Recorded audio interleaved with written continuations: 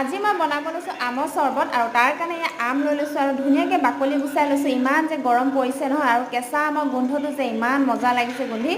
আৰু এইফালে আম গুচাই মেলি ধুনীয়াকৈ ৰুকনিখনত পিচি লৈছোঁ। আৰু আপোনালোকৰ এইফালে গৰম কেনেকুৱা ক'বচোন। আমাৰ এইফালে হ'লে ইমান গৰম পৰিছে নহয়। আৰু এইফালে আম পিচি হৈ গ'ল আৰু ইয়াত জাৰত পানী অকণমান লৈছোঁ আৰু ইয়াত গুটিটো মই পেলাই দিয়া নাই, ইয়াতে ঢালি দিছোঁ। আৰু ইয়াত পিচা আমখিনি ইয়াতে ঢালি দিছোঁ আৰু পানী আৰু অলপ এড কৰি দিছোঁ বাৰু। আৰু ইয়াতে নিমখ চেনি দি দিছোঁ, ঢালি দিছোঁ মানে।